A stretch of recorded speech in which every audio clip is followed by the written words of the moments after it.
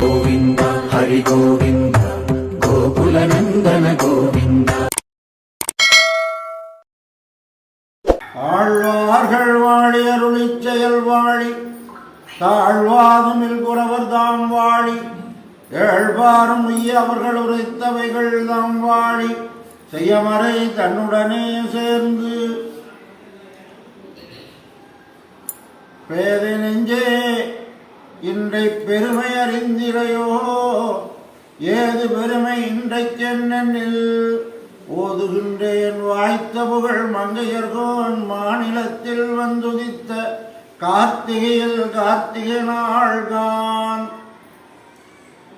மாறன் பணித்த தமிழ் மறைக்கு மங்கையர்கோன் ஆரங்கங்கூர் அவதரித்த வீருடைய கார்த்திகையில் கார்த்திகை நாள் என்றென்று காதலிப்பர் மலத்தாள்கள் நெஞ்சே வாழ்த்து.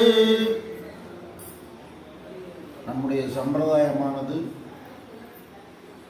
அடிப்படையிலேயே ஒரு பலமான வழியை உடையது.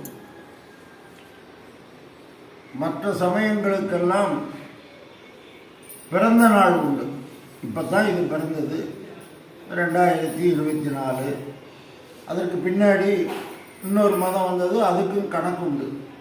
ஆனால் எப்பொழுது தோன்றியது என்றே சொல்ல முடியாத ஒரு சம்பிரதாயம் உண்டுன்னா அது வைஷ்ணவம் தான். அவ்வளவு பெருமை உடைய வைஷ்ணவத்தில் கட்டுப்பாடுகள் நிறையா இருக்குமே அப்படின்னா, கட்டுப்பாடுகள் என்பது எப்படி குதிரைக்கு அதை இழுத்து பிடிப்பதற்கு லகான் வேணுமோ அந்த மாதிரி நம்முடைய மனசை கட்டுப்படுத்துவதற்குத்தானே தவிர இதனால் எம்பெருமான அருள் செய்வதில்லை. அருள் செய்வதற்கு அப்போது ஒரு சிந்தை செய்து அவனுடைய திருவருள் தானே தவிர, ஒரு கிராமத்திலே ஒரு வீட்டில் போய் யாசகம் பண்ணினால் அவன் திறமையாக கூப்பிட்டான், அவன் பெருமையாக பேசினான், இதுக்கெல்லாம் அவங்க வீட்டிலேருந்து எதுவும் கிடைக்காது. அவர்களுக்கு உண்மையிலேயே இரக்கம் இருந்தால் தான் அது கிடைக்கும். அந்த இரக்கம் இவர்களுக்கு செய்ய வேணும் என்று இரக்கம் இருக்க வேணும். அது எம்பெருமானுக்கு இயற்கையிலேயே உண்டு. அது கொஞ்சம் குறையிறப்ப அதை கூட்டி விடுறதுக்கு பக்கத்திலேயே தாயார். அவங்க என்ன செய்வாங்க, அப்பப்போ கொஞ்சம் கொஞ்சமாக அப்படியே சொல்லி எந்த பிள்ளை தப்பு பண்ணாமல் இருக்க விட்டுருங்க அப்படின்னு சொல்கிறதுக்கு ஒரு தாயார். அப்படி தாயாருடைய பெருமையினால தான் நம்முடைய சம்பிரதாயத்துக்கு ஸ்ரீ சம்பிரதாயம்னு பேர். வைஷ்ணவம் கிடையாது நம்ம சம்பிரதாயத்துக்கு, ஸ்ரீ வைஷ்ணவம்னு பேர். தாயாரை முன்னிட்டு கொண்டு எம்பெருமான அடைவது. இதே நாராயணன் அடைவதில் பல சமயங்கள் வேறு வழிகளெல்லாம் கடைப்பிடிக்கும். பெருமாள் ஒன்று தான். நமக்கு ஆச்சாரியன் யாருன்னா தாயார் தான். தாயாருடைய சம்பந்தத்தினால தான் சேனை முதலியார், அந்த சேனை முதலியாருடைய சம்பந்தத்தினால தான் ஆழ்வார்கள், அந்த ஆழ்வாருடைய சம்பந்தத்தினால ஆச்சாரியர்கள், அவருடைய சம்பந்தத்தினால எம்பெருமானார், எம்பெருமானாருடைய சம்பந்தத்தினால தான் 74 சிம்மாசனாதிபதிகள். அவர்களில் ஒவ்வொரு வம்சமாக இன்றளவும் இருக்கக்கூடிய இந்த மாதிரி வேறு எந்த மதத்திலையும் எந்த சம்பிரதாயத்திலையும் ஒரு அற்புதமான அந்த படி இருக்கு. இப்போ நாம் குளத்தில் இறங்குறோம்னா எடுத்தவுடனே கடைசி படியில் இறங்க முடியாது. முதல் படியிலேருந்து அப்படியே போகிற மாதிரி எம்பெருமான் அளவுக்கு பிடித்தார் வீட்டிலிருந்து பெரியவானும் இல்லாதவரேனார். நம்முடைய ஆச்சாரியனை பற்றினால் போதும். ஆச்சாரியனை பற்றுவதற்கு சுலபமான வழி எது என்று சொன்னால் சதாச்சாரியனை பற்ற வேண்டும். சதாச்சாரியன் எப்படி கிடைப்பான் என்று சொன்னால் நல்ல பாகவதாருடைய சம்பந்தத்தினால தான் கிடைக்கும். ஒன்றுமே தெரியலேன்னு யாரையுமே ஒதுக்க முடியாது. ஒரே ஒன்றுமில்லாத ஒரு மரம் கைகாட்டி இவ்வளோதான் இருக்கும், அதில் போட்டிருக்கான் இத்தனை கிலோமீட்டர் இந்த பக்கம் போடணும். அதில் என்ன இருக்குது? வெறும் மரம்னோ அல்லது வெறும் எழுத்துன்னே சொல்கிறதில்ல. அதில் போனோம்னா கரெக்டாக அது கிடைக்குது. ஒரு பாகவதர் ஆச்சாரியனை காட்டி கொடுத்து, இவர் சாமிகிட்ட காலட்சேபங்கள், இவர்கிட்ட போய் நீ சமாஷ்டம் பண்ணிக்கோ அப்படின்னு கையை காட்டினா, அந்த கை காட்டினா எப்பேற்பட்ட கை காட்டினா பரமத்துக்கு கை காட்டியிருக்கார். அதனால தான் ஒரு பாகவதாரை கண்ட உடனே ஒருவரை ஒருவர் அப்படியே, அதாவது காமுற்றவன் காமுகியை கண்டால் போலேன்னா அப்படியே பார்த்த உடனே அதனால தான் விழுந்து சேவிக்கிறது. ஐயோ இவர்களால் அல்லவா நமக்கு இந்த நல்ல கதி கிடைத்தது என்று சொல்லி அந்த நன்றிக்காக தான் ஒருத்தர் சேவித்து கொள்ள வேணும். ரெண்டாவது, அவர்களும் ஆச்சாரிய சம்பந்தம் உடையவர்கள். அவர்களுக்கும் நமக்கும் குடல் துடக்கில் உறவு இல்லைனாலும் ஆத்ம சம்பந்தம் உண்டு. நமக்கெல்லாம் பரமாத்மாவாக இருக்கக்கூடிய எம்பெருமான் தான் ஆழ்வார் சொல்வார், தாயாய் தந்தையாய் மற்றுமாய் முற்றுமாய் நீயாய் நீ நின்றவாறு இவை என்ன நியாயங்களேன்னு, எல்லாம் நீதான். அப்பேற்பட்ட எம்பெருமானை அடைவதற்கு ஆழ்வார்கள் பல வழியில் நமக்கு வழியை காட்டியிருந்தார்கள்.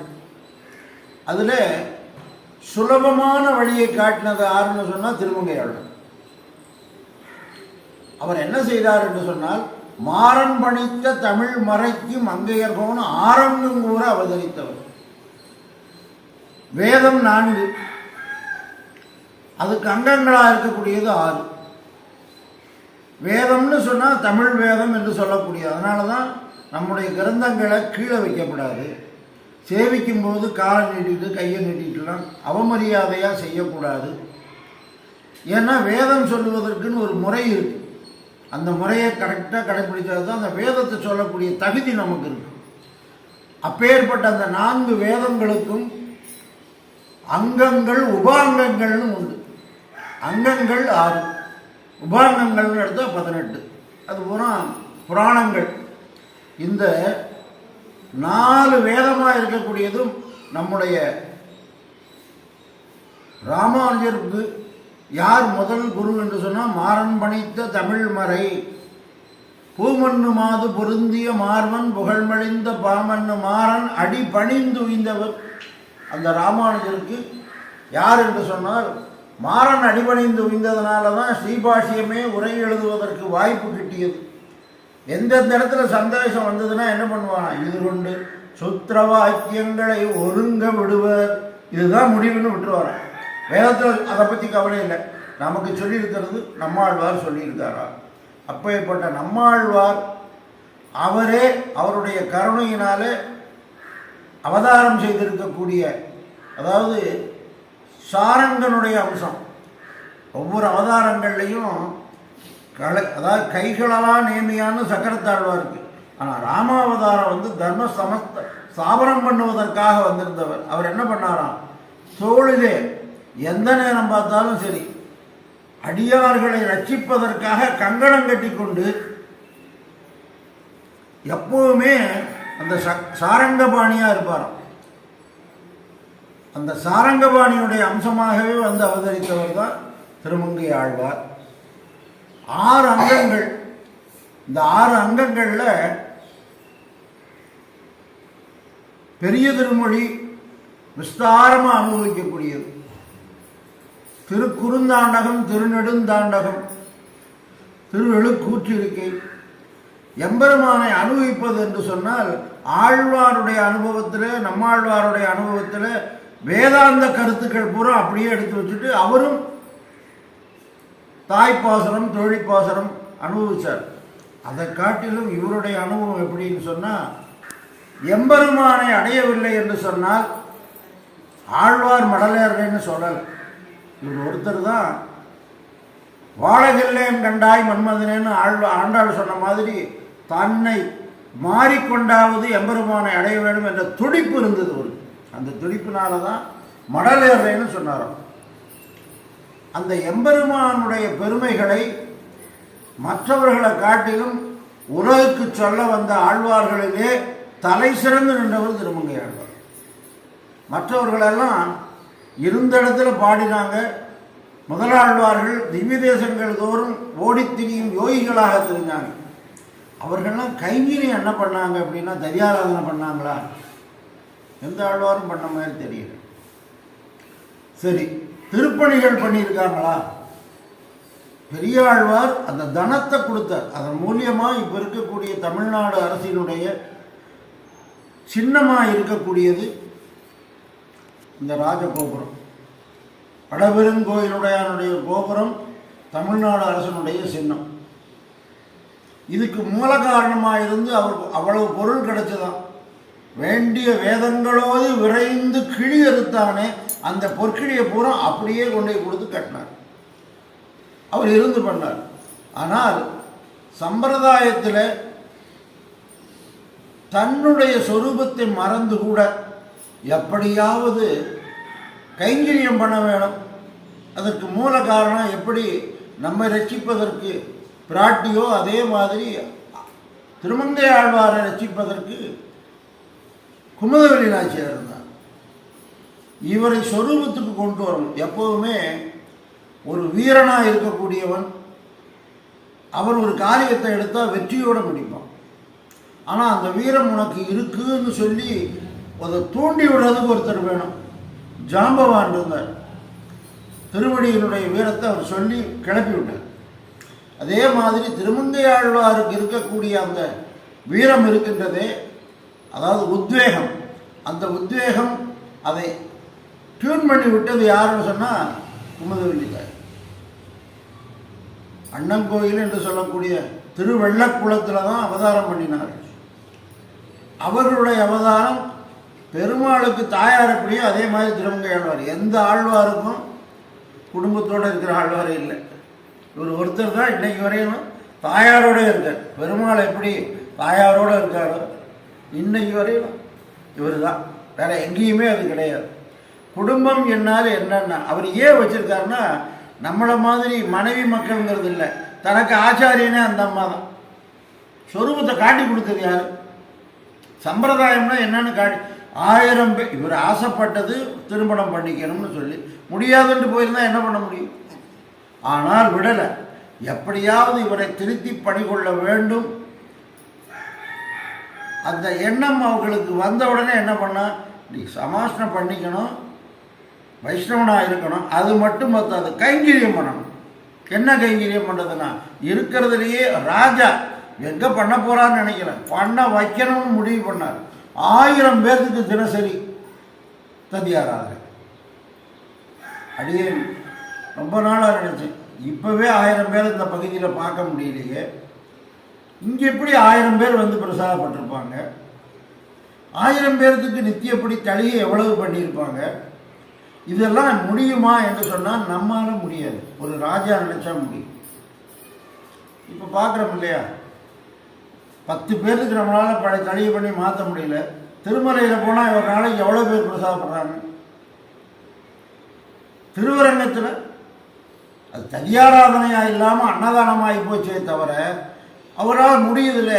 ஏன் முடியுதுன்னு சொன்னால், செய்யணுங்கிற எண்ணம், செய்வதனாலே பெருமாளுக்கு ஒரு திருப்தி ஏற்பட வேணுங்கிறதுனால தான் அன்னதானம். காலையில் ஆரம்பித்தா சாயந்தரம் வரையில் ஓடிக்கிட்டே இருக்கு.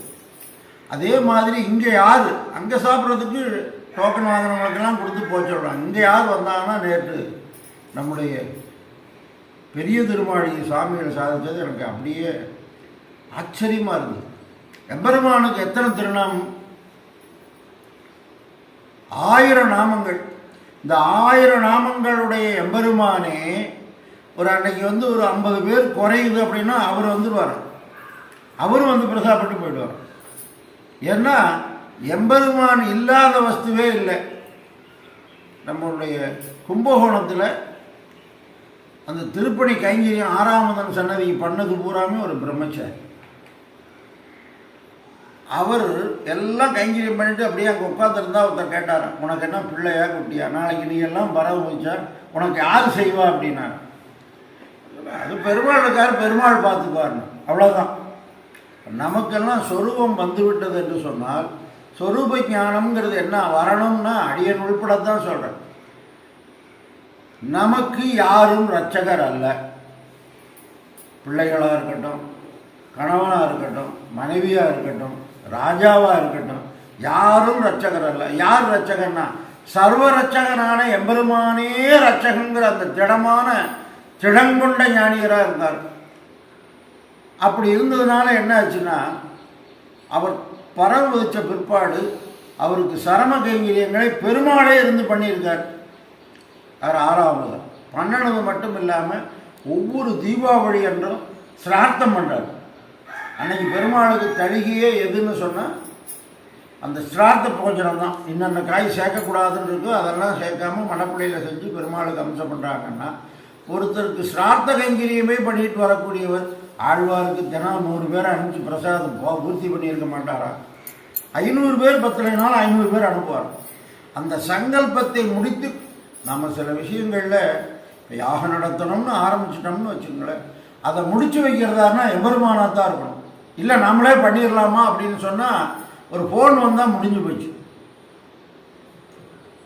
அந்த ஃபோனில் ஒரு கெட்ட செய்தி வந்ததுன்னு வச்சுங்க, தீட்டாயிடுச்சுன்னு நிப்பாட்டிடுவாங்க.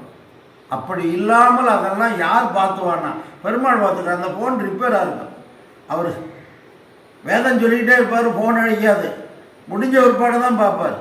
அது பார்க்குறோம் இல்லையா? அந்த மாதிரி எம்பெருமான் நினைத்தான்னு சொன்னால் ஒரு காரியத்தை அப்படி முடித்து கொடுக்கக்கூடிய வல்லமை எம்பெருமானுக்கு உண்டு. அந்த நம்பிக்கை தான் நமக்கு இல்லை. அந்த நம்பிக்கை வந்துருச்சு அப்படிங்கிற பட்சத்தில் எம்பெருமான் தப்பாத அருள் செய்வார். 1000 பேர்த்துக்கு தினசரி நித்தியப்படி கதியாராதனை. இப்போ நாம் யாரையாவது வழியில் போகும்போது ஒருத்தர் பிளேடில் கிழிச்சா கூட அது கொலை முயற்சிங்கிற மாதிரி ஆகிடும். ஒரு சின்ன பிளேடில் கிழிச்சு விட்டானா அவன் கொண்டு போய் காட்டி அதுக்கு ஒரு சர்டிஃபிகேட் வாங்கிட்டான்னா கொலை முயற்சின்னு ஆகிடும். அது அவ்வளோ பெரிய குற்றம். அதை விட பெரிய குற்றம்,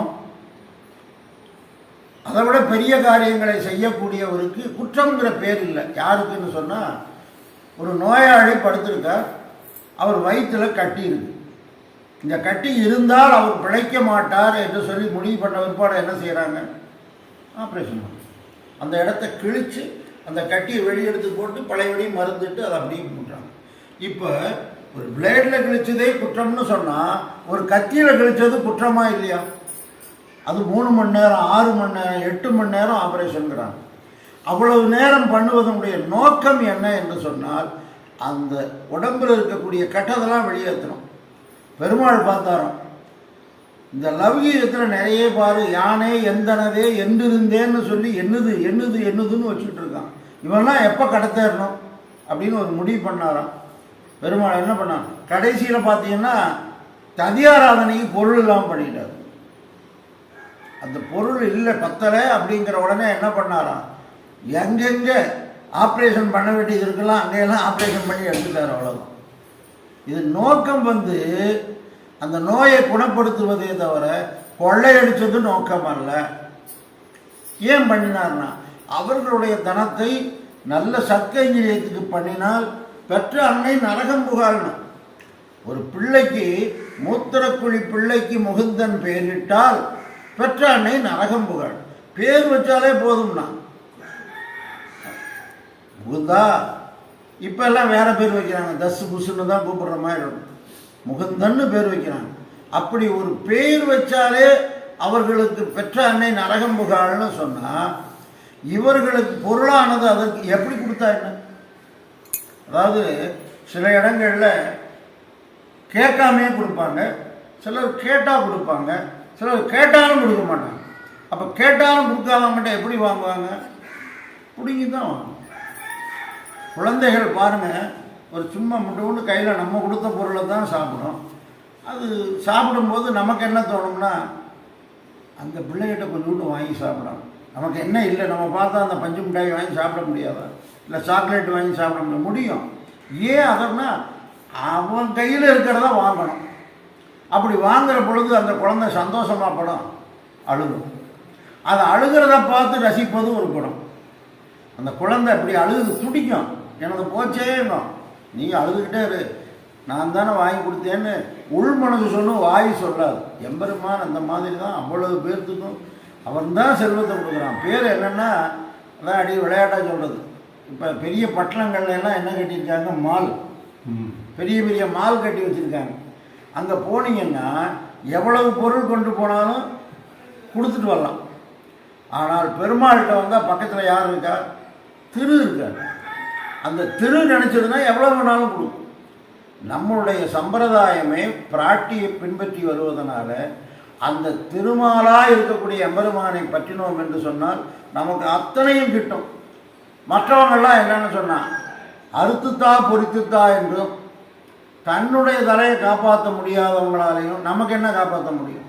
பிரம்மாவனுடைய தலையை ருத்ரன் எடுத்துகிட்டு போயிட்டார். இதெல்லாம் நம்ம சொந்தமாக கதை சொல்கிறதில்ல. திருவரங்கத்துக்கு பக்கத்தில் உத்தமர் சன்னதின்னு இருக்குது. உத்தமன்னா யாரு? எம்பெருமான் ஒருவன் தான் உத்தமன். அங்கேயே பின்னாடி இருக்கார். அவருக்கு பேர் என்ன தெரியுமா?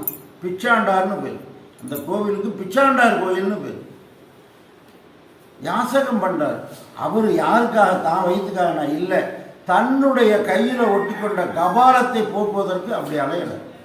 அப்போ அவர்கள்லாம் நம்மளை ரட்சிப்பாங்களான்னா இல்லை, எம்பெருமான் ஒருவனே ரட்சிப்பாங்கிற அந்த நிலைக்கு அந்த சாமானிய மக்களையும் கொண்டு வந்தார். எப்படின்னா அவர்களிடத்தில் இருக்கக்கூடிய தனங்களை எல்லாம் எடுத்து கைங்கரியம் பண்ணார்.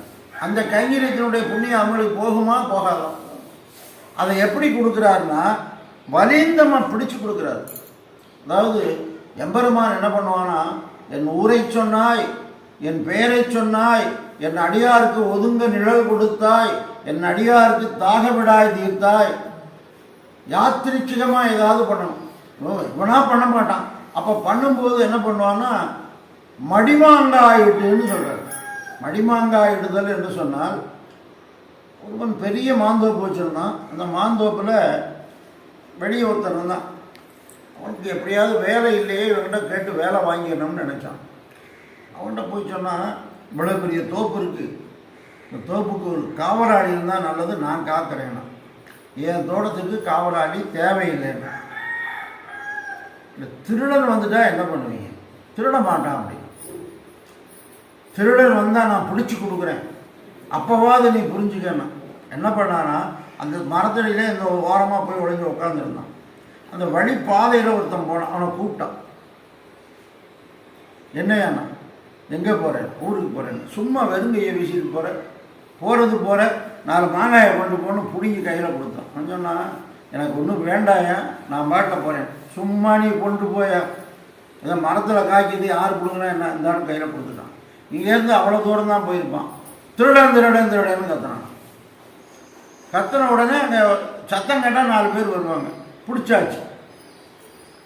என்ன சொன்னான்னா, நான் பாரு, நீ உன் தோட்டத்தில் களவே போகாதுன்னு சொன்னீங்கள, திருடனை பிடிச்சிட்டேன்னா. இந்த திருட்டுக்கும் அவனுக்கும் சம்பந்தம் இருக்கா? அவன் வழிபோக நான் போனவன். ஏறிட்டு கொண்டு அவனிடத்தில் எப்படி குற்றத்தை சுமத்தினானோ அதே மாதிரி எம்பெருமான் ஒருவருக்கு அருள் செய்ய நினைக்கின்ற பொழுது வெறிதே அருள் செய்வர் செய்வார்கற்கு உகந்து. அருள் செய்கிறது எப்படி பண்ணுவாராம்? செய்வார்கற்கு உகந்து செய்வார். வெறிது ஓடி வந்து அருள் பண்ணுவான். ஆனைக்கு அந்த அருளை இந்த கண்ணரா. ஆனை என்ன சொல்லுச்சு? தீர்த்தமாடி திருவாராதனை பண்ணி தனியெல்லாம் சொல்லிச்சா? புஷ்பத்தை எடுத்தது பெருமாளுக்கு சாப்பிட்டான், அவ்வளவுதான். அவனுடைய அந்த ஒரு செயலுக்காக என்ன பண்ணான்? அரைகுடைய தலைகுடைய அங்கிருந்து ஒழியாரான். வெறும் பிராட்டியை விட்டாச்சு. கருடன் இல்லைன்னு சொன்னால் மற்றவங்கள்லாம் ஒத்துக்க மாட்டாங்கண்ணா. இது பெருமாள் தான் ஒத்துக்க மாட்டாங்கிறதுக்காக கருடனை கூட்டிகிட்டு வந்தார்னா எப்படி கூட்டிகிட்டு வந்தார்? எல்லா இடங்கள்லையும் கருடன் மேலே ஆரோகணித்து வருவார். இதில் எப்படி வந்தார்னா கருடனை தன்னுடைய காலில் இடுக்கிட்டு வந்தார். நீ வா, என்ன பண்ணுறது? அதாவது இந்த பள்ளிக்கூடத்துக்கு போகிற பிள்ளைகள் ஒன்று எடுத்து கழுத்தில் மாட்டுவாங்க. அதனால் எந்த பிரயோஜனம் இல்லைனாலும் இந்த பிள்ளையோட இந்த ஸ்கூலோட ஸ்டூடெண்ட்னு தெரியுது இல்லையா? அது மாதிரி இவர் பெருமாள்னு தெரியறதுக்கு 2 அடையாளம். ஒன்று சீவச்சம், பிராட்டி இருக்கணுமா. திருவிழா தேவரை தேரையன் மின் தேவு. பெருமாள் மாதிரி மற்றவங்க தெரிஞ்சாலும் அந்த சீவச்சம் இருந்தால் தான் திருமரு மார்பன், அந்த மரு இருக்குமா, அதில் தாயார் இருக்கா. அப்படி தாயாரோடு இருந்தால் தான் பெருமாள் ஏற்றுப்பாங்க. அதுக்காகவே என்ன பண்ணாராம்? வரும்போது கருடாழ்வாரை கொண்டு வந்தான். இவ்வளவு கருணையினால எதற்காக அப்படி வந்ததுன்னு சொன்னால், கிருஷ்ணாவதாரத்தில் ஒரு சந்தர்ப்பம். 5 பேர் வில்லுக்கு விஜயன், யுத்தத்துக்கு மல்யுத்தம்னு சொன்னால் பீமன். இவ்வளோ பெரிய ஆளு தான். அவ்வளவு பேர் இருந்து என்ன நடந்தது அப்படின்னா, 5 பேர் சாதாரண ஆளு கிடையாது. அவ்வளவு பேர் இருந்தும் தன்னுடைய மனைவியை மானபங்கப்படுத்துகிறப்ப அவரால் காப்பாற்ற முடியல. ஆனால் நாமமே எல்லாம் தரும்னு இவர் தான் கண்டுபிடிச்சவர். யார்? திருமங்கை ஆழ்வார் தான். எப்படி தரும்னா, அதாவது நல்லன எல்லாம் தரும்னார். இதில் எல்லாம் என்னன்னு சொன்னீங்கன்னா எண்ணும் கொடுக்கல. நமக்கு தேவையானது ஒவ்வொருத்தருக்கும் ஒவ்வொரு தேவை இருக்கும். புலந்தரும் செல்வம் தந்திடும் அடியார் படுதுயர் ஆயினம் எல்லாம் நிலந்தர செய்யும் நீள் சும்பருளும் அருளோடு பெருநிலம் அளிக்கும் வளர்ந்தரும் மற்றும் தந்திடும்னார். இந்த மற்றும்னா எக்ஸ்ட்ரா, இது எதுன்னு தெரியாது, எது வேணாலும் தேவைப்படாத கொடுப்பார். இன்னென்னதுன்னு குறிப்பிட்டு சொல்லாமல் மற்றும் தந்திடும்னார். இந்த மற்றும்ல சேர்ந்தது திரௌபதிக்கு ஆபத்திலே புடவை சுரந்தது திருநாமமிலே. திருநாமமே கொடுத்ததும் சரி, திருநாமமே கொடுத்ததுன்னு சொன்னால் அப்போ வேற யார் கொடுப்பா அப்படின்னா, திருநாமமே கொடுக்கிற பொழுது எம்பெருமான் கொடுக்க மாட்டானா? அவனுடைய பேரை சொல்லியே ஒரு சாதிக்கணும். ஒரு சந்தர்ப்பத்தில் ஒரு விபத்து ஏற்பட்டுச்சு. அங்கே ஒரு கிராமத்து மக்கள் பூரா ஒன்று சேர்ந்துட்டாங்க. ஒரே கரைச்சல். எப்படியாவது அந்த காரில் வந்தவரை நிப்பாட்டி வச்சுட்டு ஒரு யுத்தம் பண்ணுற மாதிரி பண்ணாங்க. இப்போ வேறு ஒன்றுமே சொல்ல, நான் இன்னாரோட பெயர் என்ன. அந்த பகுதியிலேயே அவங்க ஒரு பெரிய கோடீஸ்வரன் மட்டுமில்லை, நிறைய தர்மம் பண்ணக்கூடியவங்க. இன்னாரோட பேரனானோடனே அந்த கூட்டத்துக்குலேருந்து ஒருத்தர் வந்தான், எல்லாம் ஒதுங்கு, நீ போங்க, உனக்கு என்ன நட்டமோ அதை நான் ஒன்றும் இல்லை, ஒரு ஆட்டுக்குடியே அடிச்சிட்டாரு. அதாவது நம்ம திண்டுக்கல் பைபாஸ் கிட்ட கூட்டம் அவ்வளவு சேர்ந்துருச்சு. வேற ஒன்றுமே, அந்த கூட்டத்துக்குள்ள ஒருத்தர் வந்தான், இன்னாரோட பேரனை நிப்பாட்டுறதுக்கு நம்ம யாரா அனுப்பு அப்படின்னு சொல்லிட்டு, உனக்கு என்ன ஆச்சோ நான் போய் ஐயா கிட்ட வாங்கிட்டு வந்து கொடுத்துட்றேன், நீ பிரச்சனை இப்போ பண்ணாதேன்னு ஒரு சொல்லு தான் சொன்னான். இன்னாரோட பேரன்னு தான் சொன்னான். அப்போ ஊரை சொன்னாய், பேரை சொன்னாய், என் அடியாருக்கு ஒதுங்க நிழல் குடித்தான் எம்பெருமானுடைய நாமத்தை சொன்னாலே அது எல்லாம் தரும் என்று சொன்னவர் நம்முடைய திருமங்கை ஆழ்வார். திருமங்கை ஆழ்வாருடைய இந்த ஸ்தலம் இருக்கிறதே, இதற்கு ஒப்பாரும் மிக்காரும் இளையாய மாமா என்றிருக்கானே, அதே மாதிரி ஆழ்வார்களில் ஒப்பில்லாதவர் யாருன்னு சொன்னால் திருமங்கை ஆழ்வார். ஏன்னா கைங்கரியம் பண்ணார், திருமதில் கைங்கரியம் பண்ணார், ததியாராதனை பண்ணார். அது மட்டுமல்ல, இவர் ஒருத்தர் இல்லைன்னு சொன்னால் என்ன இல்லை, 108 திவ்ய தேசம் இல்லை. ஒரு ஒரே மகாராஜன் ஆடல்மாங்கிற அந்த குதிரையில் போய் 86 திவ்ய தேசங்களை மங்களாசாசனம் பண்ணியிருக்கார். இவர் மட்டுமே மங்களாசாசனம் பண்ணியிருக்க திவ்ய தேசங்கள் தான் அதிகம். மற்றவங்கெல்லாம் பண்ணியிருக்காங்க, இவர் தனியாக இவர் மட்டுமே போய் போவதறிதானாலும் போய் தொழுவோம் நெஞ்சமேனார். போகிறது கஷ்டம், ஆனால் திருமங்கையாளர் அதில் அந்த ஆடல்மாங்கிற அந்த குதிரை இருக்கு, அதை கொண்டு சென்று அப்படியே அந்த திவ்யதேசங்களெல்லாம் மங்களாசாசனம் பண்ணி வந்தார்னு சொன்னால், அப்போ நம்முடைய சம்பிரதாயத்தில் பாதி பாக்கு போட்டவர் யார்? ஒரு பாக்கில் 2 வெட்டோம்னா பாதி பாக்கு, இந்த பாதி பாக்கை கொடுத்தவர் யாருன்னு சொன்னால் நம்ம தான். இவர் சரித்திரத்தில் பாக்கு சரித்திரமும் உண்டு. ஏன்னா இவருக்கு சிஷியர்கள் 4 பேர் இருக்காங்க. எப்பேற்பட்டவங்கன்னு சொன்னால், இப்போ சொல்லுவாங்க அவர் தலைவர்னா அவர்கிட்ட விஷயம் இல்லை, அவர் கீழே இருக்க 4 ஆள் இருக்காங்க, ஆள் ஊரே விற்று போடுவான் அப்படின்னா. ஒரு தலைவர் அவர் கீழே இருக்க 4 பேர் அப்படின்னா, தோளா வழக்கன், உயர தொங்குவான், நிழலில் ஒதுங்குவான், நீர் மேல் நடப்பான். அவன் கேஸ் போட்டால் தோக்கவே மாட்டான். அப்படி தோக்க முடியாமல் இருக்கிறதுக்கு என்ன காரணம்னு சொன்னால் வாக்கு சாதனை. அவர் கூட இருக்கவரே அப்படியானா தலைவர் எப்படி இருப்பார்? அதாவது ஒரு சந்தர்ப்பத்தில்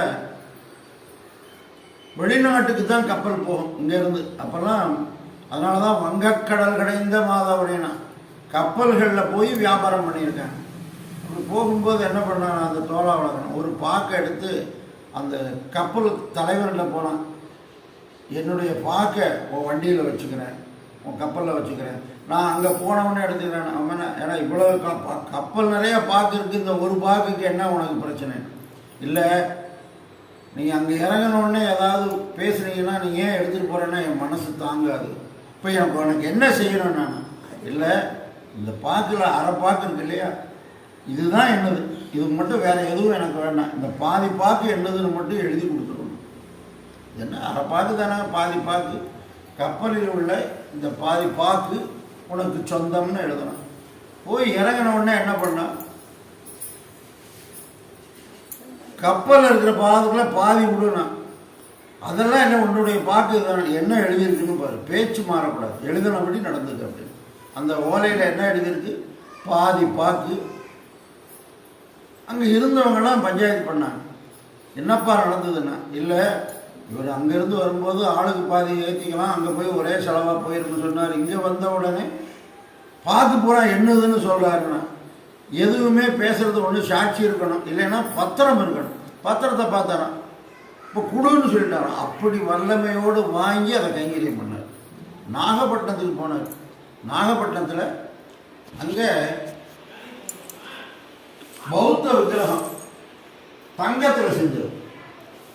கேள்விப்பட்டாராம், நம்ம திருப்பணிக்கு கைங்கரியத்துக்கு நிறையா வேணுமே பொருளை என்ன பண்ணலான்னு சொல்லும்போது, இந்த நிழலில் ஒதுக்குவா இருக்காங்கல்ல, அவன் போய் பார்த்துட்டு வந்தான். எங்கெங்கே பொருள் இருக்குன்னு பார்த்துட்டு வந்து சொல்கிறது யாரும் கண்டுபிடிக்கவே முடியாது. இப்போவே நம்மளால் பஸ்ஸுக்குள்ளே யாராவது இந்த செல்லை திருடுறவன் பர்ஸ் எடுக்கிறவன் நம்மளால் கண்டுபிடிக்க முடியல. ஒரே மாதிரி தான் அடிச்சுட்டு போயிடலாம். அந்த நிழலில் ஒதுக்குவான் இருக்கானே, அப்படியே போய் எங்கெங்கே செல்வம் இருக்குன்னு பார்த்துட்டு சொன்னான். உடனே போனார், திருமங்கையாளரே போகிறார். அங்கே போயிட்டு போகிற வழியிலேயே அவருடைய மைத்துனரையே அழைச்சிட்டு போனான். அங்கே போய் அங்கே எங்கே இருக்குதுன்னு சொன்னால் கண்டுபிடிக்கிறது பெருசு இல்லை, அது எப்படி எடுக்கணுங்கிறதான முக்கியம். இப்போ நம்ம கூட தான் தெரியும் ஸ்டேட் பேங்கில் நிறையா பணம் இருக்குன்னு, நம்மளால் எடுக்க முடியுமோ? அது எடுக்கிறதுக்கு எப்படின்னு தெரிஞ்சவன் தானே டூப்ளிகேட் செக்கை போட்டு எடுத்துடலாம். அந்த மாதிரி இவர் என்ன பண்ணாரா, நேராக போயாச்சு. அங்கே போன உடனே அங்கே ஒரு சக்கரம் சுற்றிக்கிட்டே இருக்குது, கொஞ்சம் ஃபேன் சுற்றுற மாதிரி அப்படியே சுற்றிக்கிட்டே இருக்குது. அது வழியாக தான் ஓட்டை இருக்குது, உள்ளே வெளிச்சம் போகுது. இப்போ மாதிரியெல்லாம் எலக்ட்ரிக் வெளிச்சமெல்லாம் கிடையாது. அந்த துவாரத்தின் வழியாக காற்றோட்டமும் அந்த கோவிலுக்கு வரணும். அந்த போய் எப்படி சுற்றுதுன்னு கண்டுபிடிக்கணும், கேட்கணும் அப்படின்னு சொல்லி நேராக போனார். இதை செஞ்சது யாருன்னா, அந்த உள்ளூரில் ஒரு பொற்கொலர் தான் அதை ஏற்பாடு பண்ணி அதை வந்து எந்திரம் மாதிரி பண்ணுற மாதிரி ஒரு ஐடியா பண்ணியிருக்காரு. அது தானாக அப்படியே சுற்றிக்கிட்டே இருக்கணும். அவர்கிட்ட கேட்டார், இப்படி பண்ணிட்டு நாளைக்கு ஒரு ரிப்பேர் ஆகிட்டு அதை எப்படி நிப்பாட்டுவேன்னு கேட்டிருக்காரு. சொன்னார், ஒன்றும் இல்லை, இங்கே வாழை மரத்துக்கு பஞ்சம் இல்லை, ஒரு வாழை மட்டையை வச்சா நின்றுட்டு போகுது. அப்படியா, இது இப்படி? அதான் நான் எனக்கு ஆச்சரியமாக இருக்குது, சுற்றிக்கிட்டே இருக்கு, இதை எப்படி நிறுத்தி வேலை பார்ப்பீங்கன்னு தெரிஞ்சுக்கிட்டு தான் கேட்டோம்னு சொன்னார். முடிஞ்சு போச்சா? அன்றைக்கி இரவே போனார். அங்கே நாகப்பட்டினம் இந்த பகுதி முழுதுமே வாழை மரங்கள் நிறையா. ஒரு மட்டையை எடுத்தார், வாழை மட்டையை உள்ள போடுறதுனால சுற்றிக்கிச்சுன்னா சுத்தார். இப்போ சாதாரணமாக கார் இவ்வளோ வேகமாக போகிற கார்லேயே கொஞ்சம் கயிறு சுற்றிக்கிச்சுன்னு வைங்க, ஒன்றா சேர்த்து சுற்றிச்சுனாக்கா அப்படி நின்று. சைக்கிளில் அதே மாதிரி அது நின்று போச்சு. அது வழியாக உள்ளே இறங்கணும். அவருடைய மைத்துனர் இறங்கினார். அவர் உள்ளே போய் கழுத்தை கட்டி உள்ளே இறக்கி அங்கே போய் அந்த விக்கிரகத்தை பேர்த்து அதில் கட்டி மேலே கொடுத்துட்டார். மேலே போயிடுச்சு, அந்த விக்கிரகத்தை எடுத்துட்டாங்க, தங்க விக்கிரகம் மேலே போயிடுச்சு. அதாவது அதுக்கு பின்னாடி கைத்தை விட்டாங்க. கைத்தை விட்டால் அந்த அவருடைய மைத்துன சாமி மேலே வர முடியல. எனக்கு பேர் ஞாபகம் இல்லை. அவர் என்ன பண்ணுறாருன்னா, எத்திராஜன், அதான் உள்ளூர்காரமாக இருக்குங்க. அப்போ எத்திராஜன் அவர் என்ன பண்ணாராம், அப்படியே புலகாங்கியம் அடைஞ்சிட்டார். இப்போ சில பார்த்தீங்கன்னா வசதி இல்லாத போட்ட சட்டை அப்புறம் போட்டால் பத்தாது, கொஞ்சம் வசதி ஆனவுடனே உடம்பு பெருத்துடும். இவருக்கு எப்படி வசதினா, கைங்கரியத்துக்கு இவ்வளோ பெரிய, ஏன்னா அவர் ஒருத்தர் தானே முதல்ல தொட்டு தூக்கியிருக்கார். இவ்வளவும் தங்கமே, இவ்வளோ பெரிய தங்கம் பெருமாள் கைங்கரியத்துக்கு போகுதுன்னு நினச்சோடனே உடம்பு அப்படியே நல்லா பூரிச்சிருச்சான். எது வழியாக உள்ளே போனாரோ அது வழியாக வெளியே வர முடியும். கையை நீட்டினாதான் கை வெளியே வர முடியல, அதுக்கு மேலே அப்படியே. இது வந்து என்ன செய்ய முடியும் அப்படின்னு சொல்லி அந்த அவரை வந்து அந்த கையோடு அப்படியே எடுத்துகிட்டு விட்டுட்டு வந்துட்டாங்க. வேறு வழி இல்லை. கழுத்து தலை மட்டும்தான் வெளியே, தலையை எடுத்துகிட்டு வந்துட்டாங்க. அது எதுக்குடா ஆச்சுன்னா, அது ரொம்ப பெரிய விஷயத்துக்கு ஆச்சு. இந்த விக்கிரகத்தை வச்சு அது மேலே அந்த தலையை வச்சு பாடை மாதிரி கட்டி பரப்பிட்டு வந்துட்டாங்க. அந்த பாடை மாதிரி கட்டி கொண்டு வந்தாங்க. அப்படி வரும்போது வர்ற வழியில் ஒரு வயற்காடு, அந்த வயற்காட்டில் விடிஞ்சிருச்சு. இந்த விடிஞ்சா கொண்டு போனால் பிடிச்சிக்குவாங்க. அதுக்காக என்ன பண்ணாராம், அங்கேருந்து வயற்காட்டுக்குள்ளே அமைக்கி சேத்துக்குள்ளே அமைக்கிட்டு அங்கேயே காவக்காத்தான். காலையில் 7 மணி ஆனாக்க அந்த உழவன் அங்கேருந்து ஒரு கலப்பையோடு வந்தான், உழுது எப்படியாவது விவசாயம் பண்ணலான்னு. இவர் பார்த்தாரா, நிலம் என்னதுன்னு. ஆனால் உண்மை என்னன்னா, உலகில் உள்ள சொத்துக்கள் எல்லாம் யாருக்கு சொந்தமோ என்று சொன்னால் எம்பெருமானுக்கு தான். அதனால தான் கொள்வன்தான் மாவலி மூவடி மண் தான் கேட்டு வாங்கினார்னா, என்னவே எனக்கு கொடுறான்னு தான் கேட்டு வாங்கினார். ஒன்றுவே எனக்கு கொடுன்னு கேட்கல. அதுக்கு வெக்கமே பட வேண்டியதில்லை. நம்ம சொத்தை நம்ம காப்பாற்றுறதுக்கு என்ன வேணாலும் பண்ணலாம். அப்படி பண்ணி அந்த உழுதணும். அன்றைக்கி சாயந்தரம் வரையிலும் நான் சொன்னாராம், சாயந்தரம் வரையிலும் இதே பேசி வழக்கு. கடைசியில் என்ன ஆச்சுன்னா சாயந்தரம் ஆச்சு, மறுநாள் இருந்தால் தானே நைட்டோட நைட்டு வந்து அந்த கைங்கரியங்களை எல்லாம் பண்ணினார் என்று சொன்னார். இதுதான் திருமங்கை ஆழ்வாருடைய வீரம் மட்டுமல்ல, விவேகமும் அதிகம். அதே மாதிரி வாழ்வழியால் மந்திரங்கள் மங்கையர் போன். பெருமாளிடத்தில் கேட்டு வாங்கலை, என்ன பண்ணாரா, வாழை காட்டி மிரட்டி வாங்கினார். இதுக்கு தான் எம்பெருமானிடத்துல 2 விதமான குணமும் இருக்கு. இவன் அழுது வாங்குறானா இல்லை கெஞ்சி வாங்குறானான்னு பார்ப்பாரு. அழுது வாங்குறவனுக்கும் கொடுப்பாரு, கெஞ்சி வாங்குறவனுக்கும் கொடுப்பாரு, மிரட்டி வாங்குறவனுக்கும் கொடுத்துருக்காரு. அப்பேற்பட்ட மிரட்டி வாங்கின ஆழ்வார் நமக்கெல்லாம் வழிகாட்டியாக இருந்து இந்த திவ்ய தேசத்தில் வந்திருக்கோம். ரொம்ப அற்புதமான திருமங்கை ஆழ்வார் உற்சவம். கார்த்திகையில் கார்த்திகை அந்த உற்சவம் நியாயப்படி இருந்திருந்தா ரொம்ப சிறப்பாக நடந்திருக்கும். இந்த திருப்பணியினால் இங்கே தடைப்பட்டு நிற்கிது.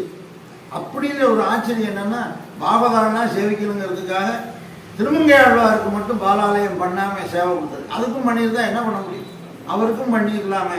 அவ்வளோ பேர்த்துக்கு சேவை கொடுத்தார்.